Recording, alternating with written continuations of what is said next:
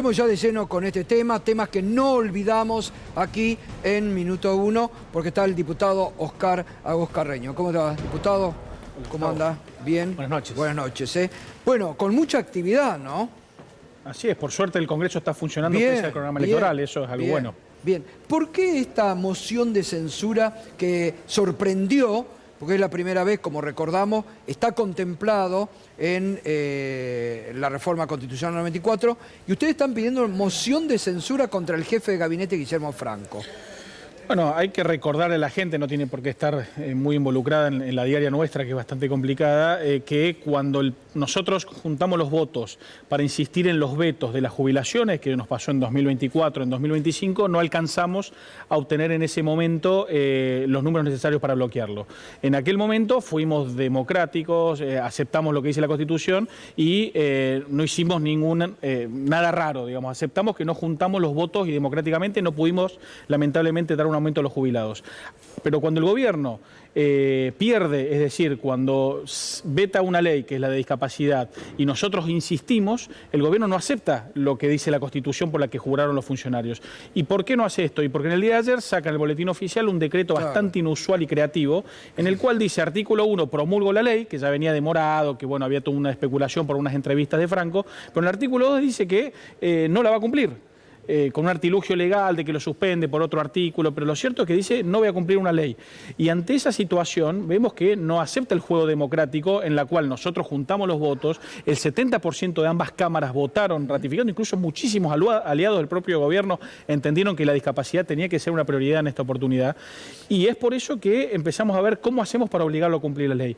Y la verdad que yo recuerdo de mi tiempo en la facultad que estaba esta herramienta de la moción de censura, que muy sencillamente lo que hace es recordar en primer lugar que el jefe de gabinete no es un empleado del Poder Ejecutivo, es un funcionario que responde al Congreso, lo nombra el Poder Ejecutivo, pero responde al Congreso y es el administrador de las prioridades que fija el Congreso para la Administración General de la Nación. Y es por eso que nosotros lo hacemos a él responsable, a través de esta moción de censura, de que él primero explique en el Congreso los motivos, por qué hizo esto, que a lo mejor hay motivos especiales que pareciera que... Bueno, él dice que no lo iba a aplicar hasta tanto ustedes no le digan de dónde salen las partidas, cosa que es obligación de él, es función del jefe de gabinete, que es el jefe de la administración, ¿no? Bueno, previendo lo que decía que iba a pasar esto, porque es lo que milita el gobierno constantemente, sí, que me diga dónde sale la plata. A ver, digámosle a la gente, salen ahora, hace poco tiempo bajaron las retenciones a la minoría, a las grandes minerías, exacto, a las grandes mineras sin decir dónde salía la plata.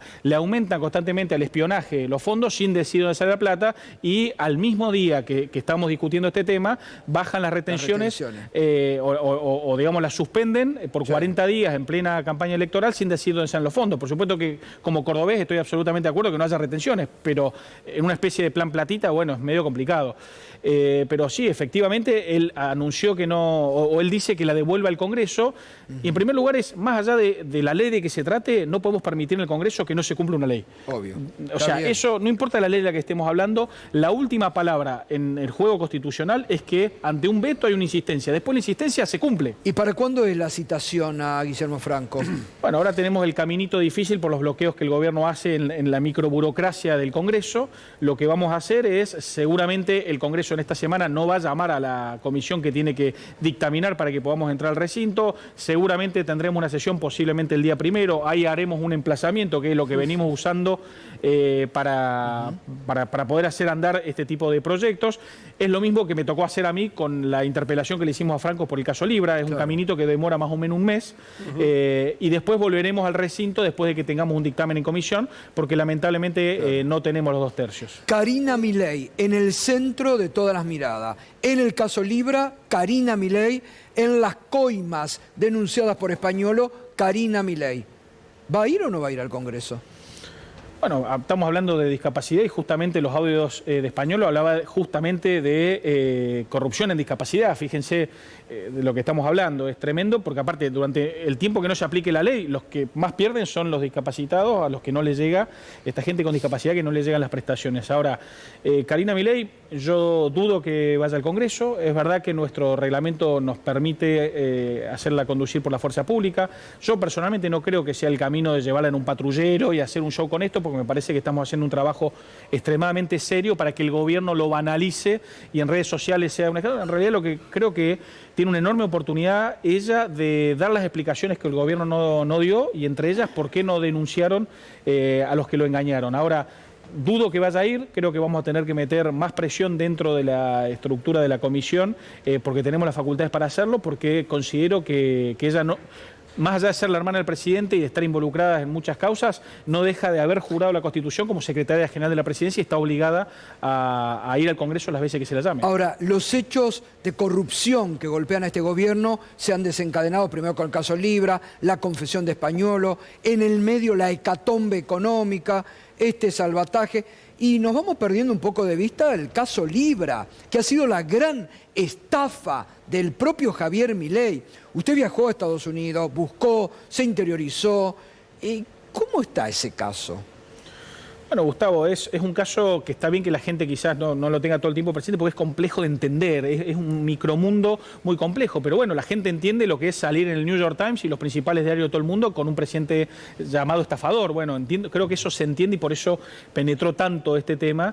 A ver, en la causa de Estados Unidos, que es la que más vengo siguiendo, mientras en paralelo la causa argentina, bastante, hoy no tiene juez porque están discutiendo entre dos jueces quién sigue con eso, pero en la causa de Estados Unidos vemos que ya está nombrada Karina Milei, ya están filtrados los chats que en algún momento en el revoleo de tanta información al principio se hablaba de que se le pagaba dinero, o Jaime Davis decía que le ponía plata a Karina Milei y hacía lo que quería Javier Milei, algo que por supuesto que hay que dilucidar si es cierto, pero es un chat que surge de quien Javier Milei y Karina Milei eligieron generar una sociedad en una aventura con una criptomoneda, y particularmente en este momento está pendiente de que responda Jaime Davis la demanda como bajo la ley RICO, que es la ley antimafia de Estados Unidos. Es decir, es verdad que en algún momento le habían levantado el congelamiento de fondos que había, que hay que recordar a la gente que se había dado porque estaba prófugo y en algún momento la jueza entendió de que era una buena medida para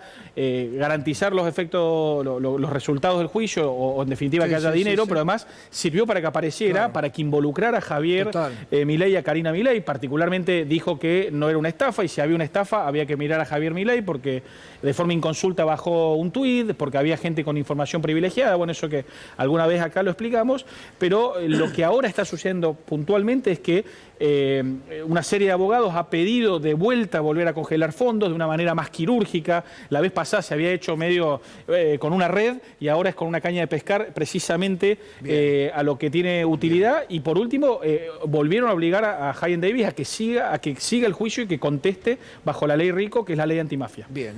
Recién el Gato decía que en tanto que está ocurriendo y en tanta información se pierden algunos detalles o nos olvidamos de algunos detalles. En el marco del tema Libra, pasó aquella entrevista en la que el presidente dijo que se haría asesorar por el ministro de Justicia, Cunio Libarona, y hubo una interrupción de Santiago Caputo. Hoy se decidió algo puntual en relación a Cunio Libarona. ¿Le van a dar la posibilidad de hablar a puertas cerradas, a ver si puede contar aquello que evidentemente era tan inconveniente? Bueno, estamos analizando porque él contesta o él da a entender en su respuesta de que él no puede obligar a funcionarios de más baja jerarquía a ir a declarar lo que incluso podría terminar siendo una declaración en su contra. Entonces es un artilugio medio de abogado penalista que es un hábil abogado. Por lo tanto, lo que hemos hecho hoy es, para que las pruebas no vayan quedando sin efecto, buscar que hayan ciertas posibilidades. Por ejemplo, también en el caso de Karina Milei, aprobamos de que incluso la reunión que podamos tener sea en la Casa Rosada, cosa de que no haya excusa de que no declare. Y bueno, lo mismo hacemos en el caso del ministro Cunio Libarona. Entendemos que acá lo importante es llegar a la verdad real, no hacer un show en el Congreso, no la foto de entrando por la puerta de adelante o la puerta de atrás, sino sencillamente que si es necesario que nos diga algo en una audiencia cerrada o a puertas cerradas alguno de los funcionarios, bueno, estamos dentro de nuestro reglamento habilitados a que eso suceda, y la verdad que queremos saber la verdad, ya sea a puertas abiertas, a puertas cerradas, y sabemos que lo que nos digan a puertas cerradas, que será por un momento del proceso, después se incorporará a un expediente y después se va a hacer público en algún momento. Hablando de Karina, me llamó la atención el argumento de un colega suyo, López, diciendo que no era conveniente citarla a la Cámara porque tenía pocas capacidades oratorias y de comunicación.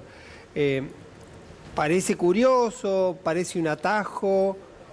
¿Se puede contemplar una instancia de ese tipo, teniendo en cuenta que Karina no ha sido muy verborrágica a la hora de expresar y de explicar las cosas? La verdad que no había escuchado el argumento. Yo creo que tiene que dar explicaciones por el rango que tiene y además porque casualmente todo el mundo le involucra a ella. O sea, yo lo que veo de la causa de Estados Unidos es que se ponen de acuerdo demandante y demandado en una cosa, que Karina está al medio.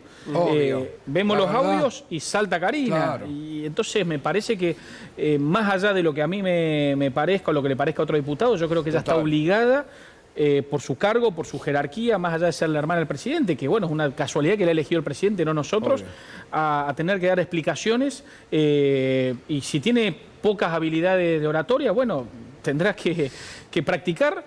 Si se anima a presentarse en un acto libertario en cualquier provincia para armar un partido, bueno, tendría que poder hablar, como el ministro Caputo, tendría que venir a explicar en el Congreso. Digo, en la política no hay posibilidad de tener miedo escénico. Si nos metemos en esta, tenemos que estar dispuestos a perder el miedo escénico. Gracias, diputado.